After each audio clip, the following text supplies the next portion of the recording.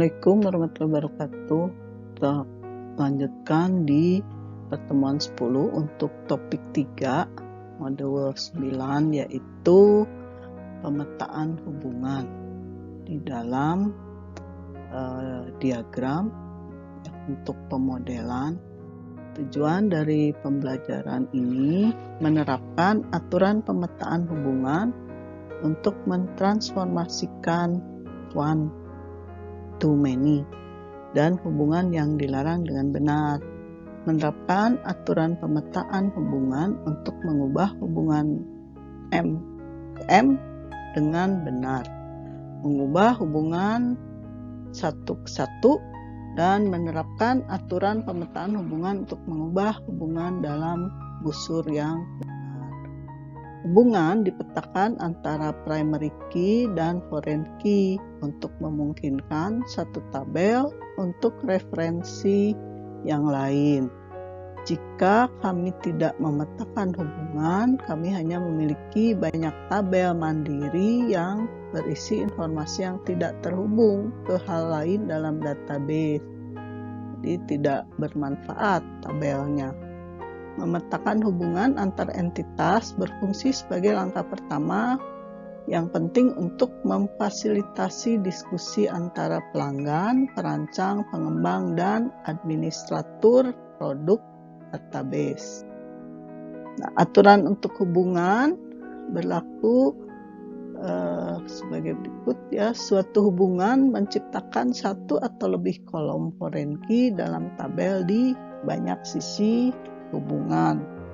Kalau ada beberapa tabel, itu memungkinkan satu atau lebih kolom foreign key ya. Kemudian kami menggunakan nama pendek tabel untuk memberi nama kolom foreign key.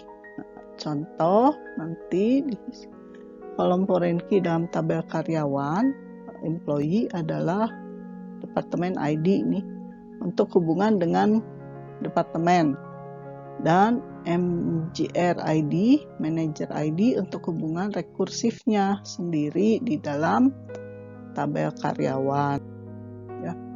Aturan untuk hubungan kolom foreign key dapat berupa wajib atau opsional tergantung kebutuhan bisnis.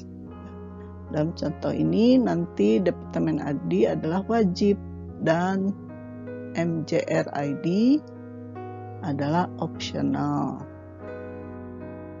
Nah, contoh model diagramnya seperti ini. Departemen ID ada ID name tuh ya, mempunyai karyawan atau employee yang berisi ID, first name, last name, alamat. Di satu departemen isinya ada banyak karyawan dan dipimpin oleh manajer ya, yang jadi ini rekursif karena manajer juga karyawan. Nah, di dalam tabelnya secara fisik kita punya departemen, isinya tipe kuncinya adalah si ID ya, nama kolomnya ini. Di employee primary key-nya adalah ID, kemudian ada isi last name, first name, address, ini kolomnya. Nah, sehingga karena ini one to many ya, berarti primary key dari departemen itu menjadi foreign key yang merujuk ke tabel departemen ya. Yang satunya ini optional, kan tadi bisa ada bisa tidak, yaitu MGR ID yang merujuk ke kunci ID dari sini karena si manajer juga adalah karyawan.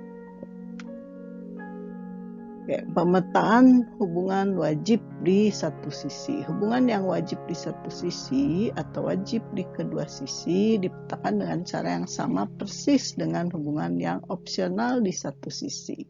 Model konseptual cukup kaya untuk menangkap opsionalitas di kedua ujung hubungan. Namun, model fisik terbatas karena constraint foreign key dapat menegakkan hubungan wajib hanya di banyak sisi. Nah, di contoh berikut ada model fisik yang tidak dapat menegakkan bahwa band harus terdiri dari setidaknya satu musisi. Nah, opsionalitas di satu ujung harus diimplementasikan melalui pemrograman tambahan. Jadi misalkan musisi ada namanya ya, ID, nama, terus instrumennya apa, alat musiknya. Ini bandnya, nama band. Jadi satu band itu terdiri dari beberapa member. Sehingga ketika dibuat tabel ini karena ini many berarti ngambil ID band ya, ini, yang merujuk ke band, band ID-nya merujuk ke tabel band. Jadi ini sebagai kunci asing, kunci tamu ya, foreign key.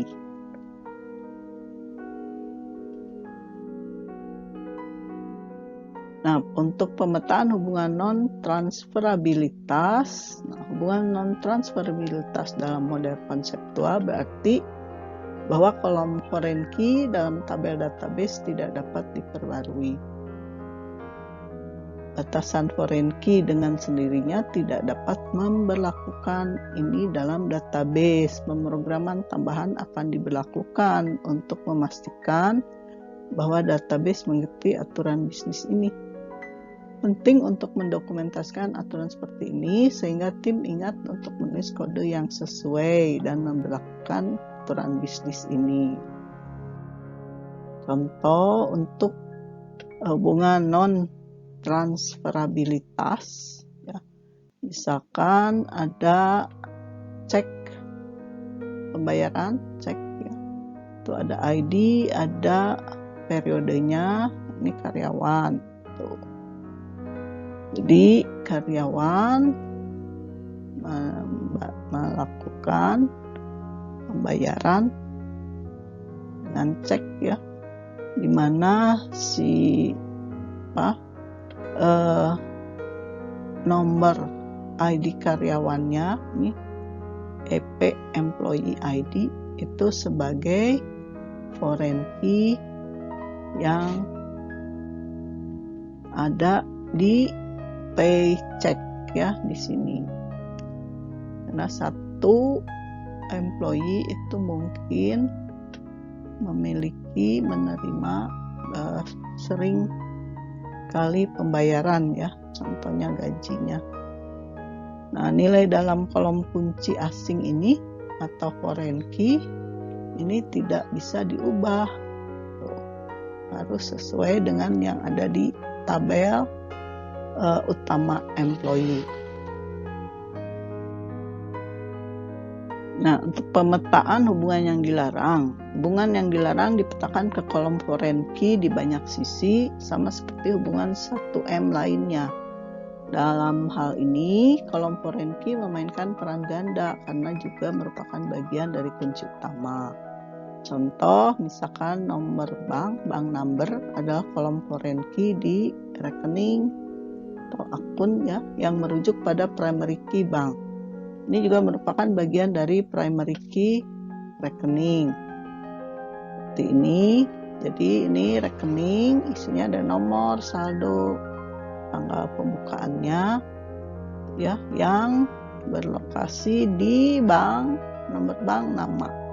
Nah, ini kalau di tabel berarti si account number ini juga berfungsi sebagai primary key. Ini juga primary key. Nah, sehingga untuk di tabelnya number bank ini bank number ya, itu sebagai FK primary key dan juga foreign key karena merujuk ke tabel bank ya.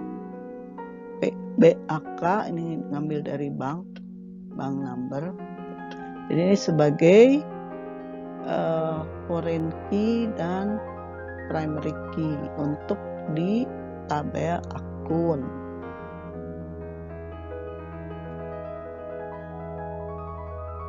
Kemudian selanjutnya tentang relasi cascade BERT ya, atau relasi terlarang cascade. Nah, ini istilah ya. Hierarki dapat mengarah pada hubungan cascade BERT di mana UID atau pengidentifikasi unik entitas di bagian atas hierarki di bawah sampai ke UID entitas di bagian bawah hierarki. Dengan kata lain, cascade berelasi ini adalah serangkaian hubungan yang menyeratkan bahwa UID dari setiap entitas dalam hubungan dibawa ke entitas di tingkat berikutnya. Jadi kalau ada perubahan, ya semuanya ikut berubah. Ada contoh di sini UID kamar, room ya, terdiri dari nomor kamar, suite number, nomor lantai, dan ID gedung. Nah, ketika ini dipetakan ke model fisik, hasilnya bisa menjadi nama kolom foreign key yang sangat panjang karena menggunakan nama pendek atau singkatan dari tabel asal sebagai awalan sehingga jadi panjang.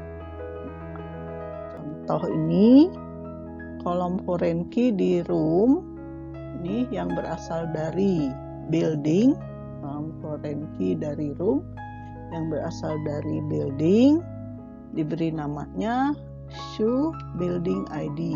Shoe dari shoot ya, tapi bukan shoe floor building ID. Ini kan terlalu panjang, makanya digunakan nama shoe ya, dari shoot building ID, shoot number.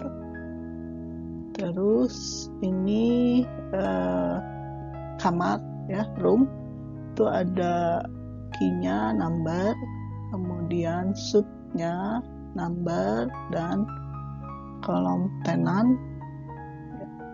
Terus lantai juga number, building ada ID, ada alamat. Nah, sehingga untuk tabel room ya, room itu ada room number, shoe number, floor building ID. Terus di floor number kolomnya ini primary key, ini building ID, foreign key, primary key ya. Sedangkan buildingnya hanya satu primary key, suite karena tergantung kepada room dan lantai ya, dan lantainya floornya, maka ini primary key-nya dan foreign key-nya ada floor number, floor building ID, dan tenan.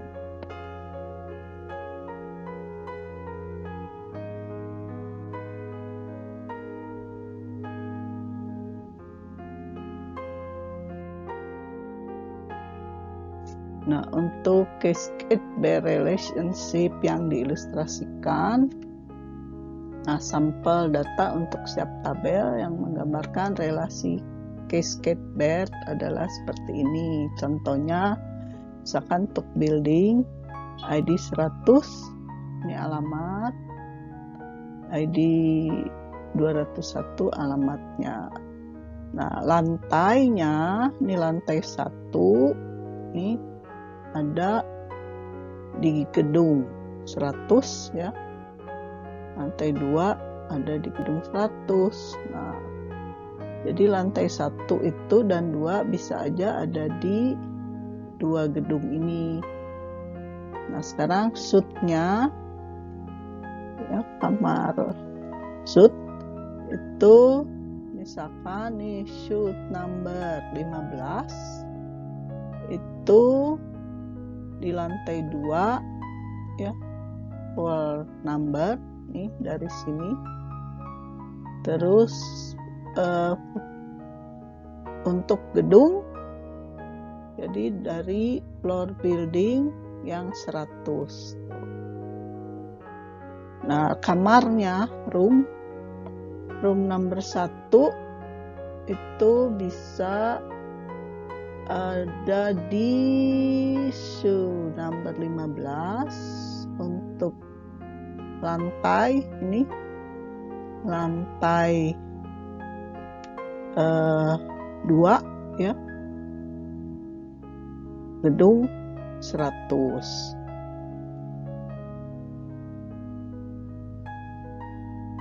Dan seterusnya data lain sama. Ini room numbernya bisa sama ya. Ini room number 1 tapi suite numbernya beda untuk yang ini. Di ini berasal dari tabel suite. Nah, untuk memetakan hubungan banyak ke banyak, hubungan MM, many to many, diselesaikan dengan entitas persimpangan yang memetakan ke tabel persimpangan.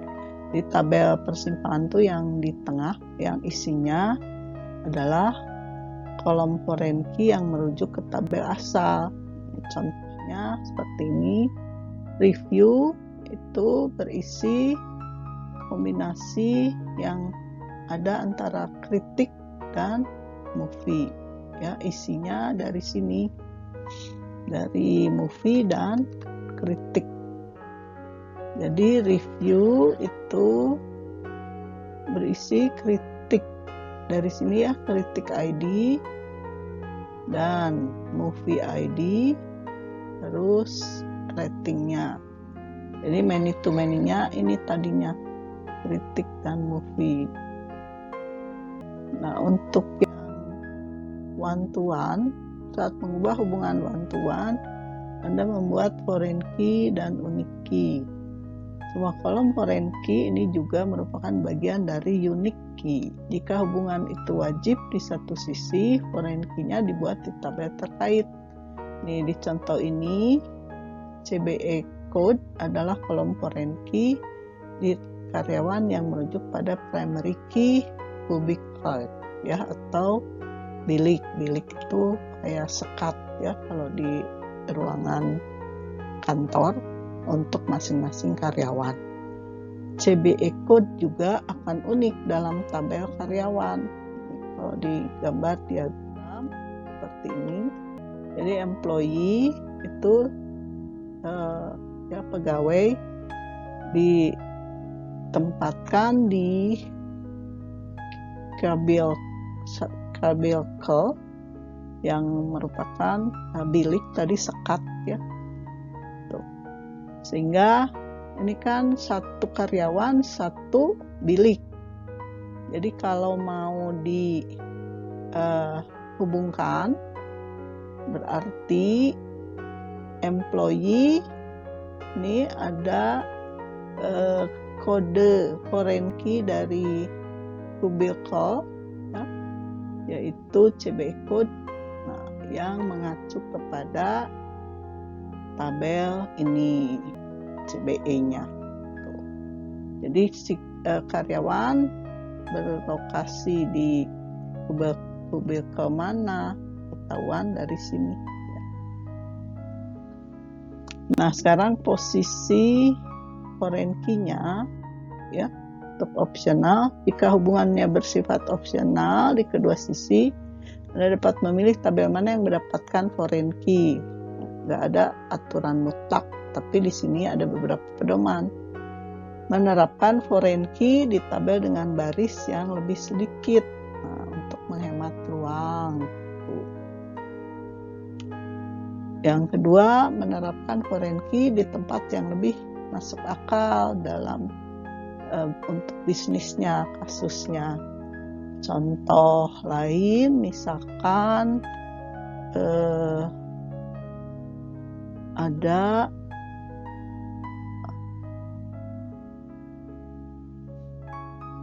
prodi ya, prodi ini jurusan prodi dengan dosen. Jadi prodi dipimpin, satu prodi kan ya, dipimpin oleh satu dosen. Nah, ketika dipetakan ke model fisiknya, ini kan ada ID prodi ya, ID P, ini ada ID dosen. Tuh. Jadi mana yang dijadikan foreign key karena data ini dosen barisnya lebih banyak? Nah, kita pilih di prodi foreign key-nya nih untuk yang ini. Kan prodi paling nggak sebanyak dosen bisa sampai 100, nah, prodi paling banyak juga 10 ya. Jadi untuk di fisiknya nanti ada ID dosen, di sini ID D ya, sebagai ketua prodi. Tuh. Jadi ini prodi program studi ya, ID prodi, nama